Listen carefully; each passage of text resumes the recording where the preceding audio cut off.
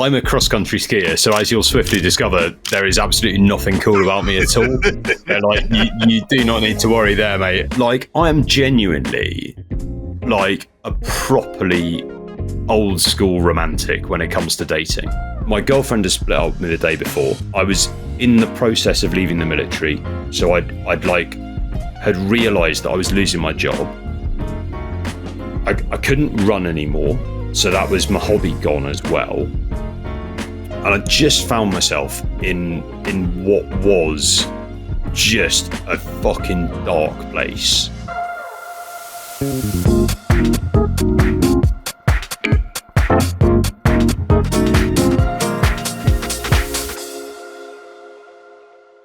What's happening, people? Welcome to Jordan Jarrett-Bryan's The Coolest Disabled in the World. That's the entire world. Not Brixton, not Lambeth, not South London, not even London, not the South, not even the UK, not Europe, the entire planet. That's me, the coolest disabled in the world. Welcome back to the podcast.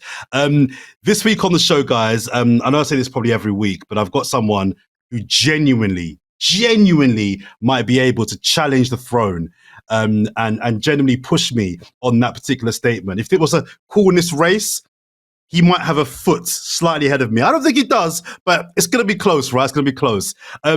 Just before I read off all of the amazing things that my guest this week has done and is doing, because the longer I delay it, the more I can tell myself that I'm still cooler than him. I want to have just a brief chat and find out how he is. I've got on the show this week, Jonny Huntington. Jonny, first of all, how are you doing, my friend? Yeah, I'm good, thanks, Jordan. Really nice to speak to you. And mate, I'm a cross-country skier, so as you'll swiftly discover, there is absolutely nothing cool about me at all. Like, you do not need to worry there, mate. And so, in terms of having a foot ahead, only one of mine works. So, like, yeah, I don't think it's going to be a competition tonight, mate. I've got one too, so there you go. Probably be a draw. There you go. Listen, Jonny, I'm going to hold off by reading off all the credentials I mentioned, all the things that you've done, and why you're on the pod in just a few minutes. But just before we get into that, tell me something interesting about your day today. And second question, out of 10, what is your coolness number? So, interesting thing that I do day to day, like one thing that surprises people is, because I'm a professional athlete, I think people assume that I sort of train all the time, just eat boring food, etc. I'm a mad gamer. Like, I love playing computer games. So like, and I'm also terrible in the mornings. So like, my day starts, I will sit there with a strong cup of coffee, playing whatever on PlayStation. Like, and yeah, it always surprises people when I say that. Coolness rating, that probably influences it slightly as well. Mate, as I say, I'm a cross-country skier. I am not cool in the slightest. I was called out on this by a couple of friends of mine a few years ago. We were in a bar on the side of a mountain in Verbier, bit of après, having some beers, and I was talking about the carbon composition of cross-country ski poles. And one of my friends just turned around to me and was like, mate, this is why you don't have a girlfriend. It's because you're so fucking boring. It's like, I was going to say, I bet you're the man when it comes to ladies, right? I bet you got all the lyrics. Dude, I was going to say, I think like coolness rating, I checked Antarctica early today and it was -46. So I might just go with the same coolness rating. I love that. -46. Well, listen, I know for a fact that it's a lot higher than that. But the whole point of this is that we're gonna discuss a lot of the things that you have been doing and prove why that is a complete lie. But I like your humility. That's I like the humbleness for sure. Listen, Jonny, you're super dope, right? Just to read out some of the things that I've read that you have done. You served your country as a British Army officer. You have recently, This is just insane for me. You became the first disabled person to ski to the South Pole solo. You are a former para athlete, para skier, climber, and explorer. I mean, that alone for me is like I've not done any of those things. So you're up on me in some regards already. But I want to go back because the main thing there was that you became the first disabled person to ski to the South Pole. That is insane. I mean, in fact, no, let's not go back. Stick on that. Food. Before we go any further, food, because I'm a fatty, like I'm a big fatty boom boom, right? I love my food, right? All I was thinking was when you're doing that, what's the routine? What can you bring? What do you eat? What can't you eat? What affects the progress? We'll get to the interesting things in a minute, but just for me, from a foodie point of view, how does that work? Mate, so I'm a massive foodie as well. Like I love good food. And as I went to see my PT today and got weighed in the gym. I've put 5 kilos on in a month. Yikes. So like I haven't stopped since I got back. But no, like the routine down there, and to give some people some numbers just to contextualize it. The average recommended intake for a UK adult is about 1,800 to 2,000 calories a day. When I was down there, I was eating 5,800 calories a day. So roughly 3 times sort of recommended. I was burning 7,800 calories a day. So had I been in the UK, I basically was losing weight as if I'd just not eaten at all that day. So it was pretty extreme. Like I lost 10 kilos in 46 days on the nose, which is what we thought we'd do. So I went down a bit chunkier than I normally am. But like, mate, the food itself was pretty nice. It was like, I don't know if you've encountered like freeze-dried food before, but like it's kind of just like, you know, like dried pastas and stuff you get with sauces and things. Yes. It's kind of like that, but the companies that do them are really good. So it was like, you know, I had like shepherd's pie, chicken Asian noodles is what I had for Christmas Day, which was the nicest one from my point of view. Is genuinely really good. Winning. Like, yeah, mate, it was like I had, I think, 14 different flavors. So I had like 3 or 4 times of each meal over a 46-day period, which frankly is like more variety than I normally get at home, because it's basically chicken and vegetables for me sort of most nights. And then just like mornings, pretty straightforward, like porridge. I put butter in everything because butter's literally like 100% fat. So it's calorifically very dense. So you're getting 9 calories per gram. So in terms of bang for your buck, weight-wise, it's really good. And then I had a bit of dried pasta, just like basically like pre-dinner. So when I put my tent up, got in my tent, had a little meal just with some boiling water in it before I had dinner, just to, you know, a little appetizer, warm me up. And then during the day, I was eating a mixture of salami, nuts, and cheese, which again is just really calorifically dense. It's like fat, protein, you know, all stuff basically, which is going to give you a load of energy. And then when I got into my sleeping bag at night, I had a little bar of chocolate, like 100 grams of chocolate, which just like, I don't have a massively sweet tooth, sort of day to day, but it's like chocolate just makes you happy. Mm-hmm.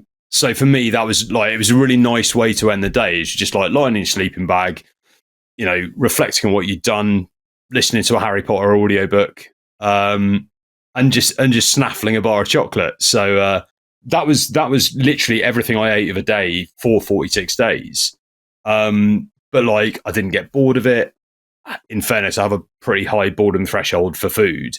But like, yeah, I didn't get bored of it. I was like, mate, the worst thing about it was that because of the calorie deficit you're eating at, by the time you get near the end of the expedition, you've basically just been hungry for so long that if you're not consciously thinking about something specific, you are thinking about food. Mm-hmm. And so like, it sort of turned into this thing of like, you you'd start fantasizing about it basically. And like, I have like my best mate lives in Connecticut in New Haven, and there's a pizza restaurant there called Pepe's, which is kind of it's up there in terms of like best pizza in the world. It is amazing, and like stuff like that will get into your head when you're skiing along, and then for the next 8 hours, all you're thinking about is like smashing this massive pizza. So it's mate. See, this is the reason, Johnny, why I could never go on I'm a Celebrity, get me out of here. It's not the bugs and the creepy I mean, I don't like bugs and creepy crawlies and animals. I don't like that. But the bigger issue for me is it's just I would constantly be thinking about food. All I'd be thinking about is food. And don't you dare fail on the challenge or the trial. Don't you dare. You better bring back something on that, because 24 hours in the jungle or where you are, just I'll be thinking food. That would just send me crazy, man. Mate, I must admit, like, it's so funny doing what I do, because I think people look at what I do and they're like, oh yeah, shows like, you know, I'm a Celebrity and stuff like that. Oh, you'd be amazing at that. I hate creepy crawlies. Like there's a reason why I do all of my stuff in a place where nothing is alive. And it's because it can't get in my tent. And so like, mate, I would be as soon as someone put a cockroach in my face, I'd be like, right, I'm done. I'm out. I'm tapping out. Like that's not a thing. So mate, I'd be awful at one of them.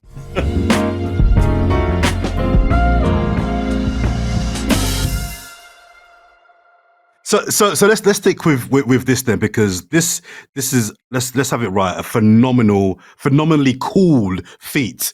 Do what you've done. Where did the thinking to try and attempt to do this come from? And psychologically, how difficult was it? A, preparing for it, but B, going through it when it was its most difficult and hardest. Yeah, so like, I mean, it came from at the point at which I got injured, I was serving in the British Army, and I had only very recently started that job. So I'd basically, for your listeners who may not be as familiar with the process, I joined as an officer, and what that means is you do 12 months at the Royal Military Academy, Sandhurst, to become an officer. I'd done that, and I'd just got my commission. Genuinely, to this day, one of the proudest days of my life. Like, you sit there in your uniform that you've spent months polishing up to that point, you know, do your marching, all of that. Always terrible at it, but fine, who cares? And I'd done that, and I was like super excited about what the next chapter of my life was going to look like, because I felt like I'd landed. I felt like I'd found like a group of people that I really gelled with, by and large. It was something that I felt really passionate about in terms of the positive impact I felt I could have doing that job. And I commissioned. You then go on leave for 3 weeks. So I just spent time in Devon enjoying myself and, you know, going trail running and all of that good stuff. And then 8 weeks after commissioning, I had a brain bleed. So I was fucked. And I won't go through the whole thing. We can dive into that later if you want to. But basically, over the course of sort of 2.5 years, I effectively lost my job. I couldn't do my hobby anymore and all of that. I was really fortunate to get involved through one of the military charities in cross-country skiing. I used to really enjoy ultramarathon running, which, again, bit of a weirdo, like not very cool. Like, that's what I did in my spare time. You know, but cross-country skiing for me was something that was basically very similar to running ultramarathons, but just because of the sort of biomechanics of it, it was a lot easier for me to do post-injury than running was. Mm-hmm. So I got involved in this and like basically like immediately got bitten by the bug. I was like, this is amazing. I love being on snow. This is already catering to a lot of things that I thought I was never going to be able to do again after my injury. And all of a sudden I can. So I'll just do more of this. Started racing on the cross-country circuit for GB on the World Cup circuit. And my injury's not classified in the Paralympic system.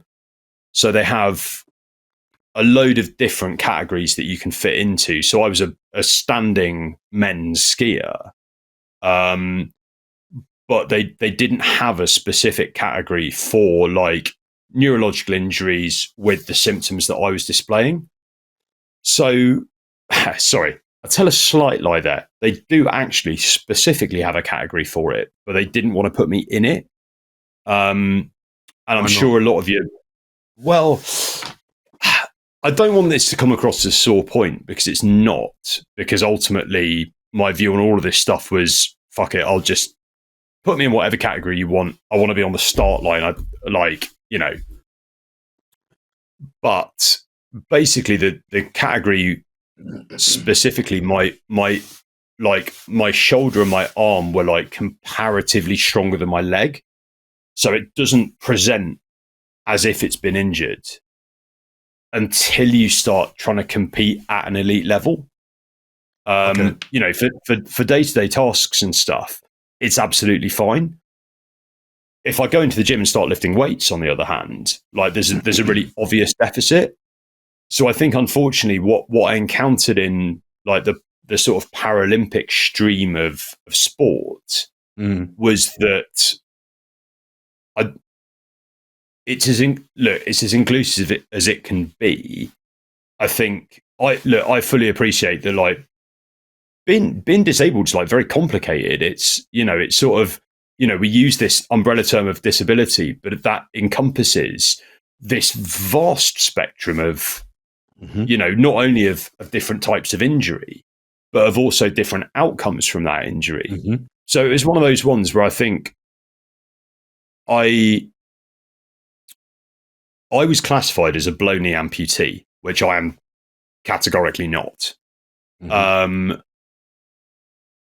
And yeah, it kind of, look, at the end of the day, from my point, taking my spot, back off, buddy. Yeah, there's only room for a few of us in this town. All right, yeah, get your own disability. All right, mate. I tell you what, there's like, yeah, I certainly was not taking anyone's spot in that category. I was slow as fuck. I was slow as fuck around that course. Yeah, it was, mate. It was one of those ones where it was just like, it was a shame from my point of view that there wasn't the ability to do a more detailed look at my injury and be like, oh, actually, yeah, you know, if you look at him at face value, he looks pretty normal until he walks. But within the context of elite sport, is he able to like put the same amount of power through his bad shoulder that someone with a below knee amputation would be? Like, obviously not, because my shoulders, you know, affected. So what's your disability called then? What have they titled it as? Yeah, so I'm hemiplegic. So when I had my brain bleed, I was completely paralyzed from the neck down on my left hand side. So you could literally, it was, the weirdest thing about it is you could literally draw a line straight down the middle of my body, and one half worked and the other half didn't. Yeah, and so I'm supposed to ask you as well. If this is a stupid question, either tell me it's a dumb question or we'll just edit this out. Not at all. A brain bleed. How does that? Can that happen to anybody? Just bad luck, or did you do something, or does that happen because of something that you've done? How does a brain bleed occur? Yeah, so mine was literally bad luck. So I woke up one morning, went to the gym, and what I found out later is basically there was a blood vessel in my brain. So there, but about 1.5 inches in, and that blood vessel potentially went like from the point at which I was born, had just not formed properly. So that blood vessel burst caused a sort of puddle of blood about that kind of size, like about the size of a small Satsuma. And that caused the paralysis. It was on my motor cortex. And, that that comparatively small pool of blood, that if that bad blood vessel had formed in my foot, which it could have done, I wouldn't have even noticed. It formed in my brain, and that's a significant sort of issue. So, yeah, man, it's ultimately, it is what it is. And I was fortunate to the extent that I could write it off as bad luck. It wasn't anyone's fault. It was just one of those things that happened. But yeah, me, I'm pretty circumspect about a lot of these things, and it did make it a lot easier to deal with, because it was one of those ones that's like, right, I desperately want to blame someone for this.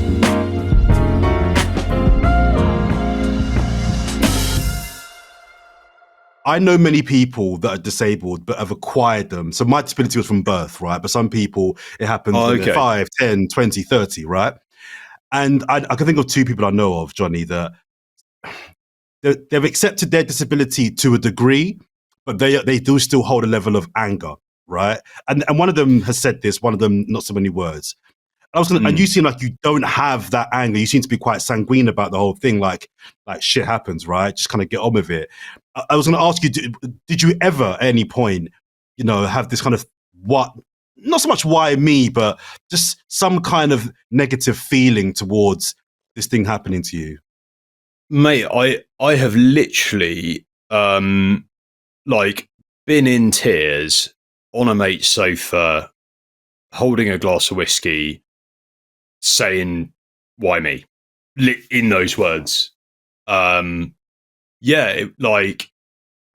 think, so I got injured when I was 28, and it was fucking brutal, because I kind of felt I was literally just hitting my stride. To use a comparatively bad pun in the context, I guess. That's okay. But it's, mate, it is that thing where it feels unfair. And I went through a long period of having all of those thoughts, in terms of I haven't done anything, or I don't feel like I've done anything to deserve this.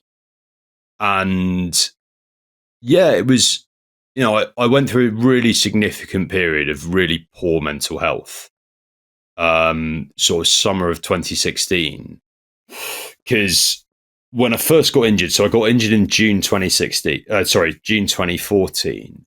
And fortunately for me, because I was in the military, I literally did 5 weeks in the Royal Hampshire Hospital in Winchester, where I was based at the time and where it all happened. And then I got taken straight to Headley Court, which is was the military's rehab facility. And middle of 2014, that was still pretty much, Afghan was still pretty spicy at that point. So, the expertise there in terms of rehabilitating people was second to none, certainly in the UK. So I spent, I was told when I got there, right, Mr. Huntington, your job now is to get yourself better and get yourself back to work. So I was on a timetable, like at school, 9 till 5, 5.5 days a week of rehab. So I didn't have time to feel sorry for myself. I just wanted to get, back to being normal. And that the physical bit of it was easy. That was the easy bit. It was hard work, but it was easy because it was straightforward. It was mechanical. The bit that crept up on me, and the bit that was really pernicious, was July 2016. I'll never forget it. It was I woke up the morning that the results of the Brexit referendum were announced. And my girlfriend had split up with me the day before, completely correctly. I had been just in a funk for like months by that point. And I hadn't realized it myself. And I think others around me had probably had. But it was just that thing where like I was in the process of leaving the military. So I'd like had realized that I was losing my job. I couldn't run anymore. So that was my hobby gone as well. And I just found myself in what was just a fucking dark place. And yeah, mate, I went into work that day and I said to my boss, I was on a placement in London with a agency that I ended up working for a bit.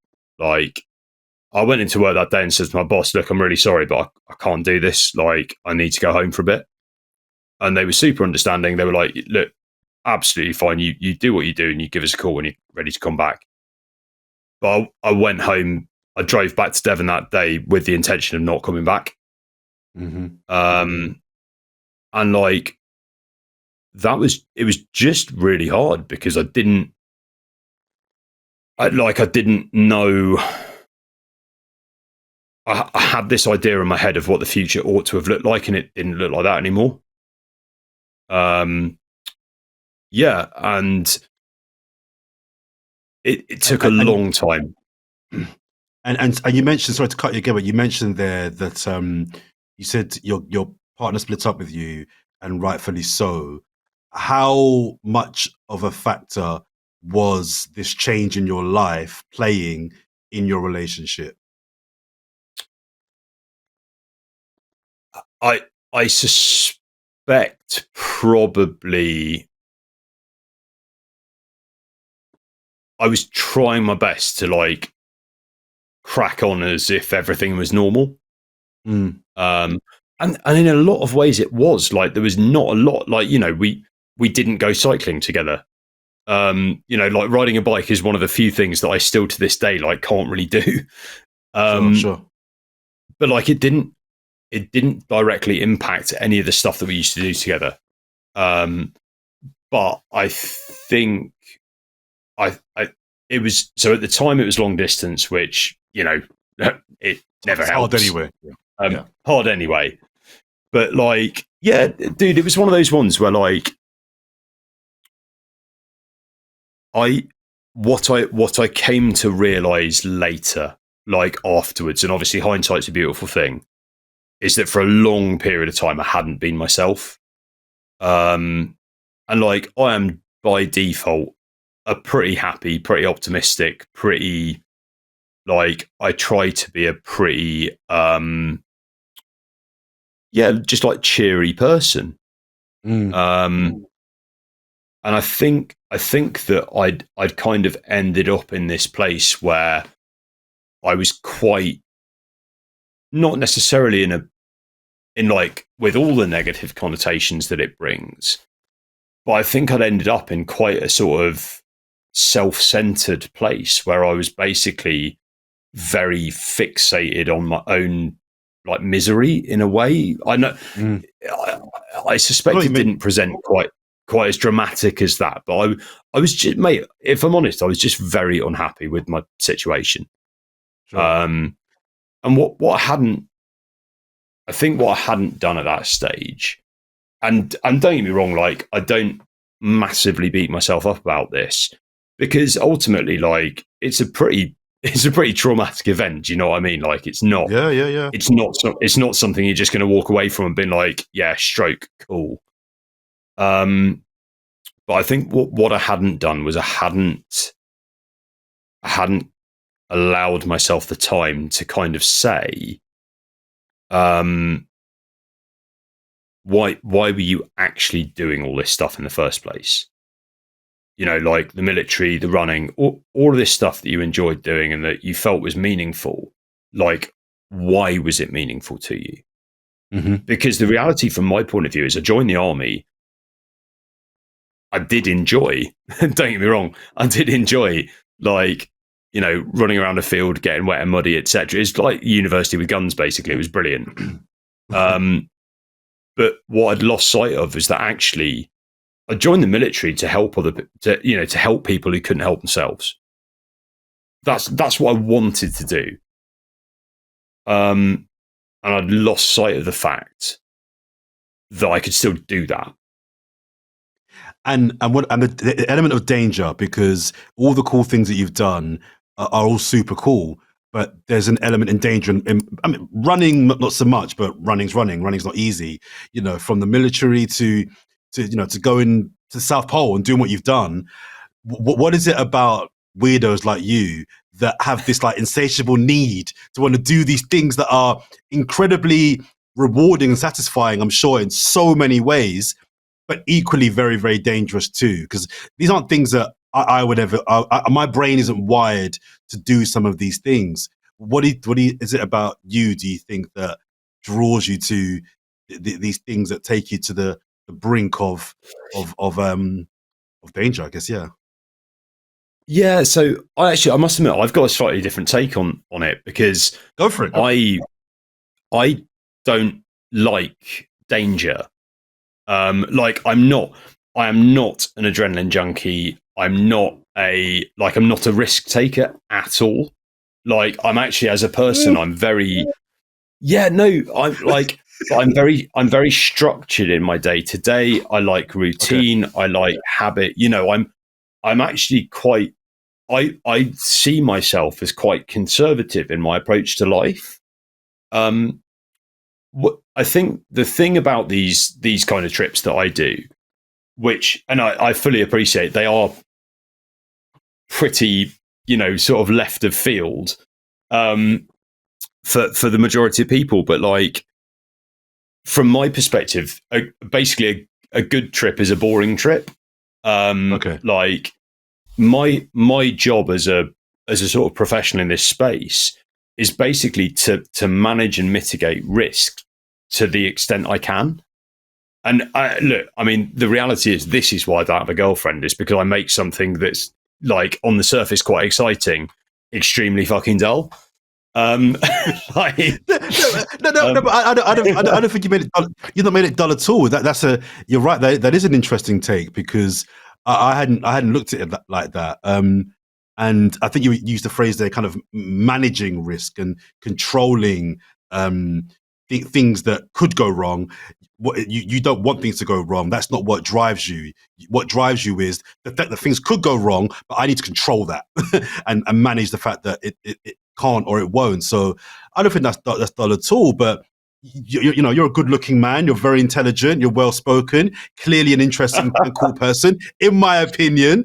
So I guess my next question to you would then be, I'm not trying to psychoanalyze you here at all, Jonny, by the way, but do you feel that your disability now has knocked any level of your confidence in regards to partners, dating, and even sex? Yeah, dude, mate, it's a really interesting question, because for a while after I got injured, I didn't consider it at all, because I saw myself as still completely me, and and all of that. And actually, I think I had, straight after I got injured, I went on a bit of a hot streak, and sort of yeah, it's never been have never been better. Yeah, exactly. It's like, oh, he's got out of hospital and now he's slinging pipe. Fine. But no, it kind of, dude, you know what? The thing that I do now that I'm kind of certainly a little bit older, I suspect I'm probably not any more mature at all than I used to be. But, I'm kind of at a point now where, like, I certainly like a long-term relationship, and a serious relationship is not the anathema to me that it used to be. Sure. And I'm also really cognizant. I'm genuinely like, I've always been. I will have friends that will listen to this and laugh, like, because I've just always been. I've never been like bad with girls, but I'm bad at dating, and I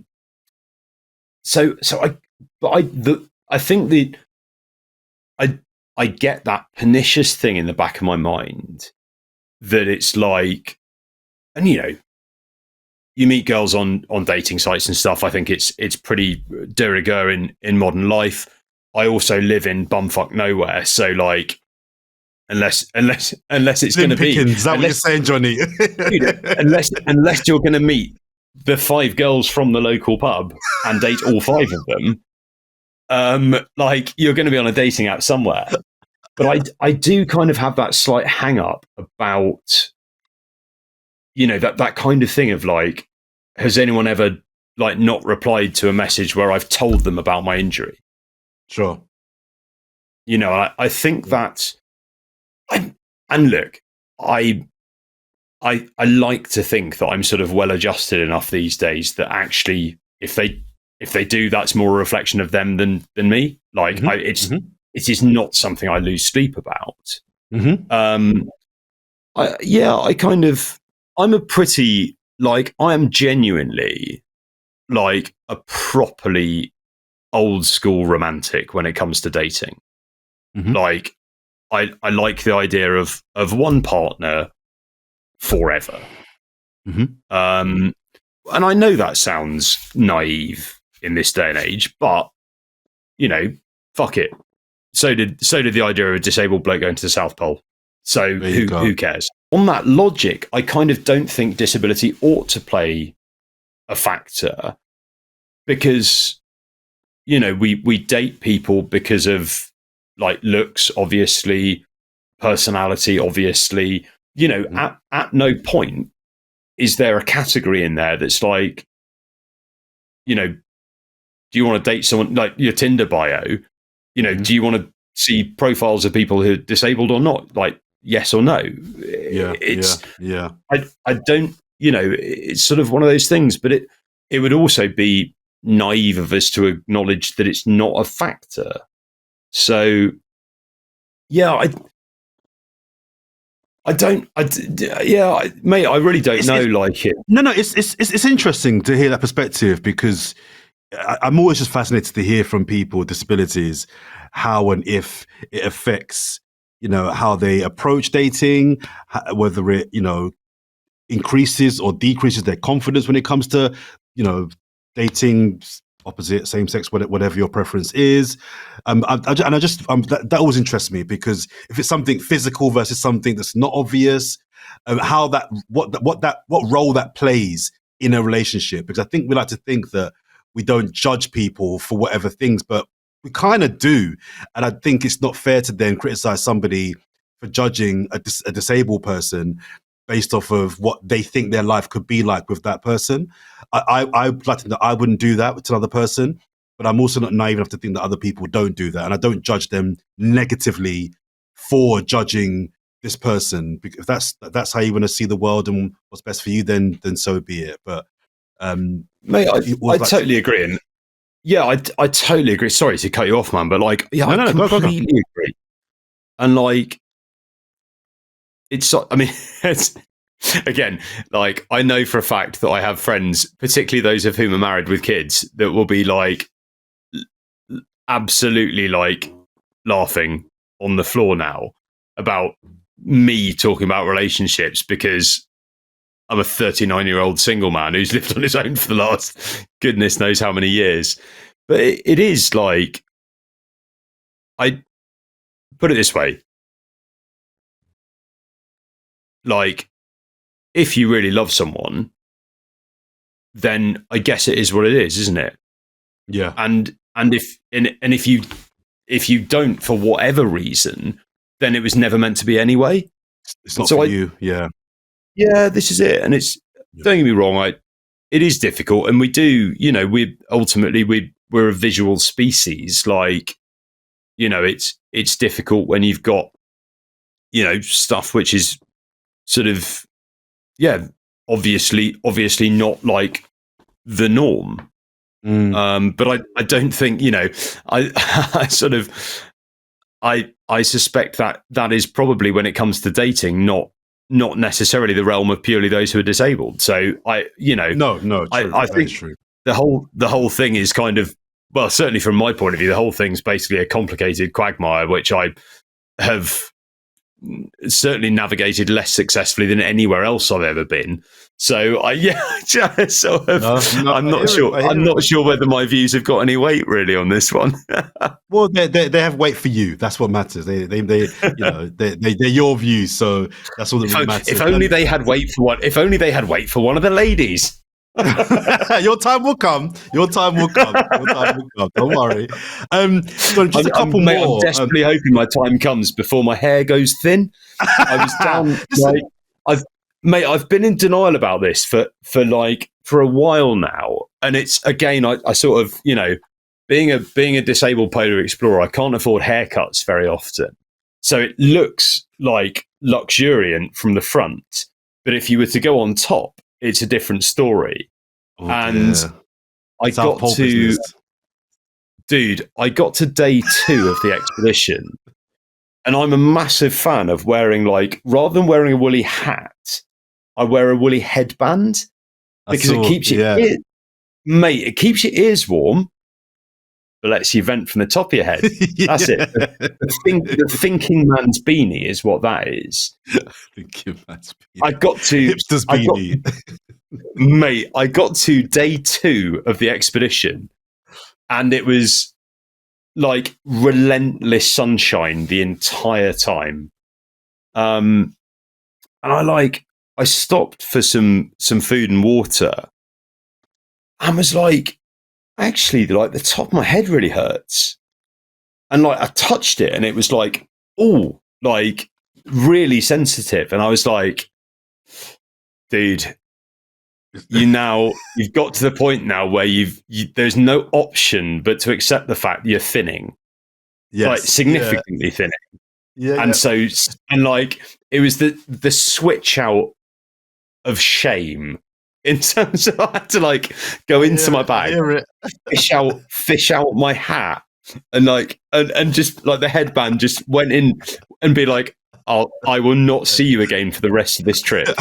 I was like, we're done. Mate, it's a brutal way to find out.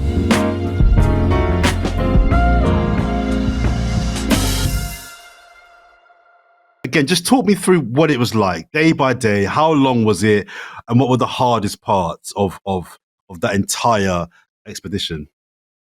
Yeah, so the way that I view sort of trips like this is that it's basically a 24-hour cycle. So, which I appreciate is a day by anyone's standards. But your 24-hour routine is the same all the time throughout the whole thing. So it's literally get up in the morning, melt snow for water, eat, get yourself ready to ski, pack up, put your tent away, ski, stop 12 hours later, get your tent out, stuff in your tent, melt water, eat, sleep, start again. So it is pretty much ski, eat, sleep, eat. And sorry, was I right in saying at the start that this was just you? There was nobody with you. Was this you were by yourself? Yeah, so I was by myself the whole time. So basically, you get dropped off at the edge of the continent, and it's the edge of the landmass for clarity. So if you look at Antarctica on a map or on Google Earth, there is a massive ice sheet that extends 1,000 kilometers into the ocean. I didn't ski over any of that because it's really dangerous and really far away. So I skied from the edge of the landmass. But yeah, it was literally just me. You get dropped off, the plane flies away, and you're like, oh shit. Yeah, this suddenly got quite real. Properly but no, for me, there's a massive beauty in the simplicity of that routine. It's kind of right, this is all stuff that I've practiced. This is all stuff that I know how to do.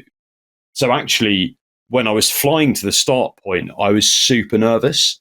It's probably the only time that I haven't finished lunch for a decade. If there's one thing I know how to do, it's eat. And I was proper butterflies in the stomach, all of that. Got to the start point, plane flew away, and I was like, okay, now I'm I'm doing the stuff that I know how to do. Like now I'm skiing, I'm putting up a tent, I'm doing all the stuff that I've drilled for the last like 2 years. I just now need to do. I was super fortunate that like the one thing that can ruin your day pretty quickly is really bad weather. Okay. Which during my trip just didn't happen. Like I didn't get hit by a storm. I didn't get, any of the high winds and stuff that definitely can happen to you down there. The flip side of that coin was what I did have is that I had basically 44 days of pretty bright sunshine. It was interspersed by some pretty bad clouds, some whiteouts, etc., where you can't see anything. But like I would finger in the air, 35 days of that trip were like relentless sunshine. And what that basically meant is that the sort of top inch of the snow, where you would want it to be ice because you can then just skate along it super fast and really easily, that was just powder. So actually, as someone with a disability, I was relying on like technical skill. I wanted sort of bad weather, like make it challenging for me to pitch a tent. But if the skiing conditions are really good, like the injury's going to have a pretty decent time because my leg's going to have a much easier ride of it. I see. What I got was soft snow, which made moving exponentially more difficult. It's harder. And so, like, I mean, my right leg was completely jacked up by the time I finished the trip. I was on pretty strong painkillers for the last 3 weeks of the trip. My right Achilles tendon was, I spent the last 2 weeks of the trip basically thinking, if my Achilles tendon snaps, like, could I sort of duct tape some ski poles to my leg to just keep it rigid? And like, how far do I think I could ski like that? Like, it was I was pretty nervous about the whole thing towards the end in particular. But yeah, like it's sort of, I think I was extremely fortunate beforehand that we'd basically done, I say fortunate, I was complete lie. We'd figured it out. I say we, like myself, my team, my personal trainer, like we'd worked it out in terms of like, how do you give yourself the best chance of succeeding? And we just put the work in. But it still felt touch and go for a long time. And just finally, so what's next? It's my favorite question because everyone asks it. And I think I always wonder how many people expect an answer.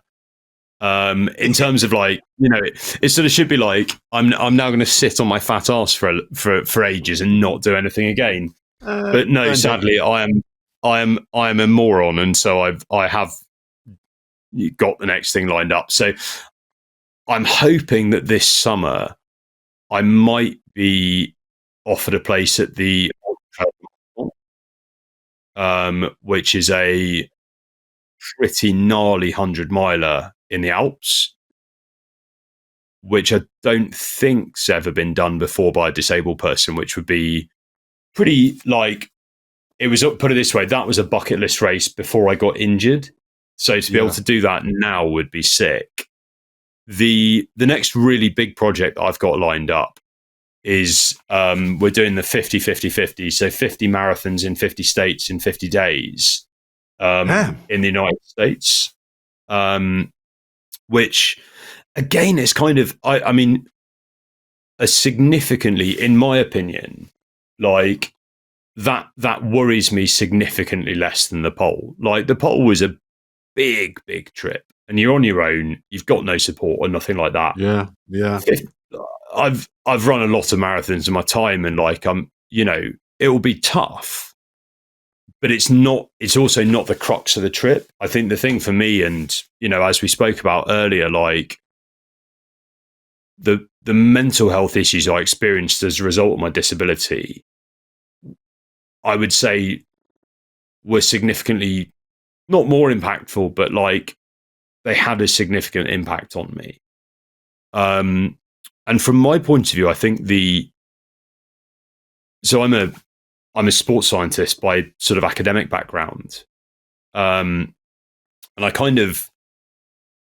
find like the mechanical side of my injury, it's like I find it almost a little bit boring because it's kind of not a lot to it sort of is what it is. There's not a lot to unpack.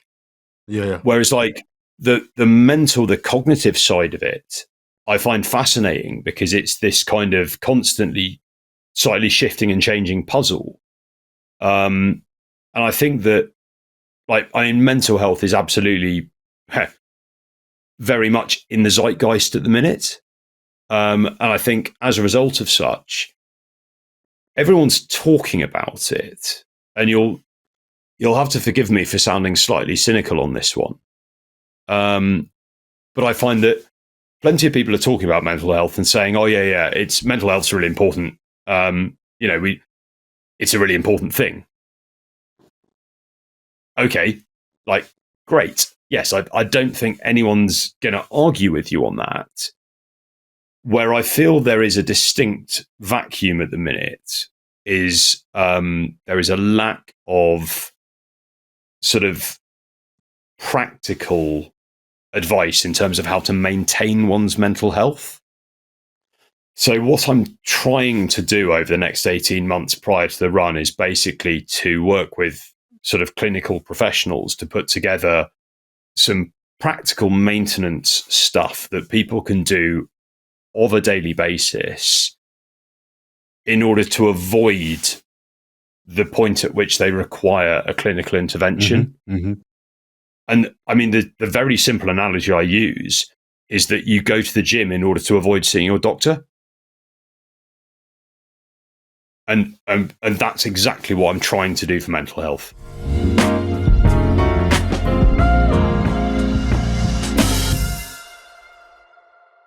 So, Jonny, we ask all of our guests this final question.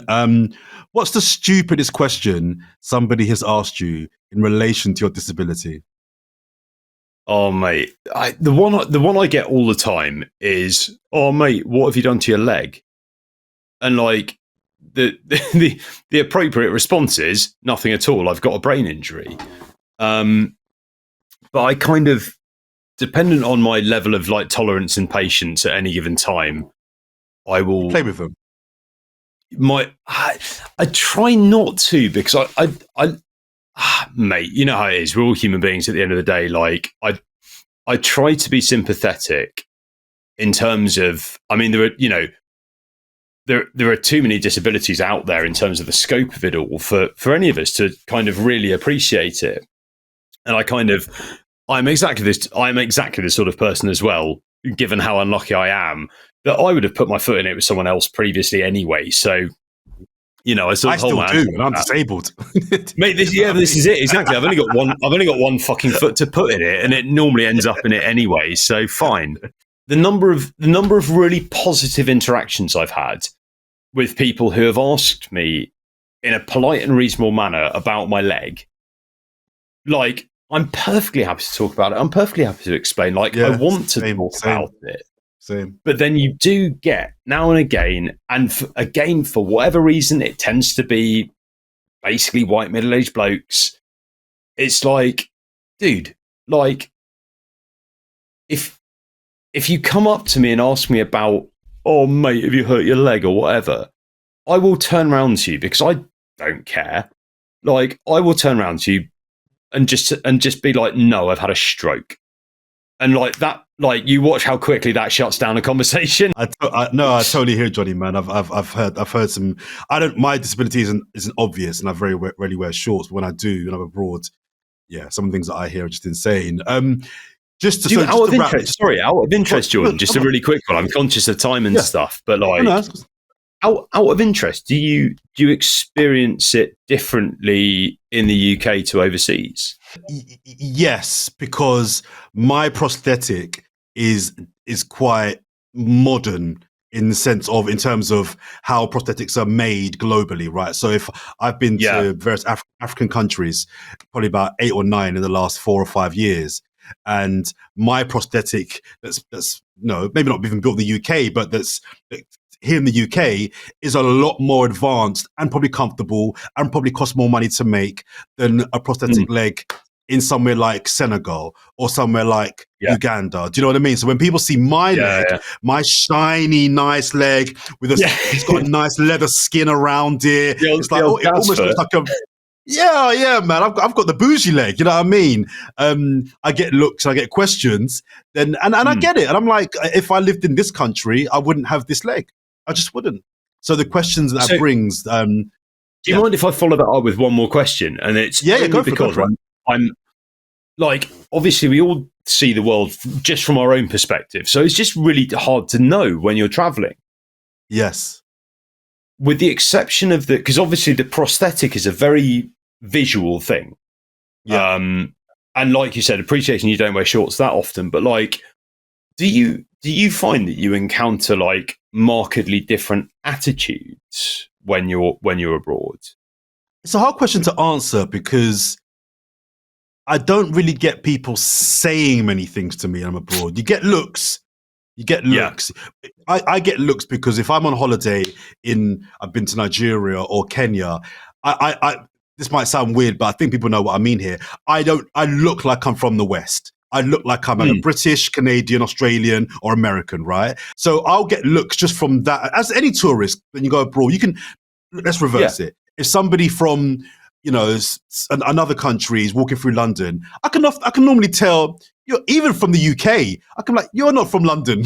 I can see you're not from London.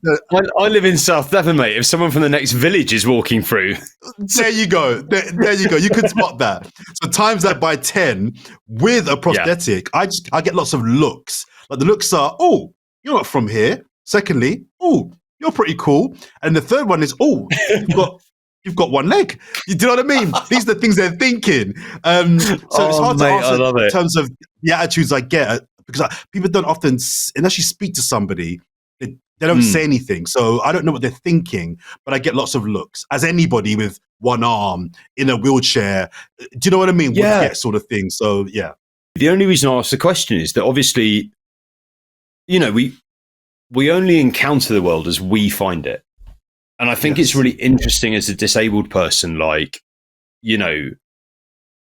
particularly with some of the stuff coming out of the US and stuff at the minute, like I've never encountered an overtly negative attitude towards my disability. But you also, it kind of always surprises me when you see these things on social media and stuff. And I'm basically too old to be on social media, but I am because whatever. But like you always see these things of like, oh, it always really surprised me when so and so came to me and they said, oh, you're a cripple and you're not. I don't know how much of it to take seriously because I've just never encountered it myself. So I always find it fascinating to speak to other people with disabilities, particularly someone like yourself who's like pretty well known, and I always wonder what other people encounter. No, I can't say I've had an overtly negative experience because of that either. I've had experiences that are negative, but I can't attribute any of those to my leg. In fact, if anything, people are nicer to me. people, if anything, are kind of generally nicer to me than I don't have the experiences that many of my friends who are in wheelchairs or who have a facial disfigurement or who have muscular dystrophy. They will tell me like, they've been called names. I've not had that. So I'd be a liar if I said that was my experience because it just isn't. So you started the podcast by saying you reckon your coolness number, I think you said minus 46. Is that what it was? Minus 46. That's the one. Right. That's the one. Right. Nonsense, first of all. Absolute nonsense, right? I reckon you're, I think 7.5. So, and that's high. 7.5 that's good. That's good, Johnny, right? That is like up there. 7.5. Listen, anything over a 6 and you're killing it. Do you know what I mean? Okay. That's okay. Yeah. So 7.5 is good, man. On the cool scale. Yeah, I mean, it's not a 10. It's not me. Do you know what I mean? But it's not a me. But it's 7.5 is very, very good. So I think you would be massively humble. You've done some amazing things, man. I've really enjoyed speaking to you, Jonny. Good luck with the 50 and 50 and 50, is it? Yeah, that's the one. Yeah, that's going to be... mate, I'll win myself another half a cool point. I'll be a square. You know what? By the time if you do that, we're in the 8.5 then. We're in the 8.5 then for sure, trust me. Listen, all the best with that. It's been a pleasure speaking to you, Jonny. Thank you for your time. And don't forget to subscribe to the podcast, share, whack it in the WhatsApp group, leave a comment. Let us know what you think Jonny's coolness number is. Maybe I'm being harsh. Maybe I'm just being a hater because I don't want him to get close to me. And the reality is he probably is above me, but I'm not having that on my podcast. So in the comments, let us know what you think Jonny's coolness number, and we'll see you on the next one. Take care. Peace.